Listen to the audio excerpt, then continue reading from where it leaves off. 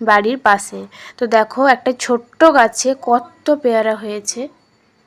গাছটা লাগিয়েছিল ঠাম্মা আগের বছর, কিন্তু এবছর যে এত পেয়ারা হবে তো কেউ সেটা ভাবতেই পারেনি।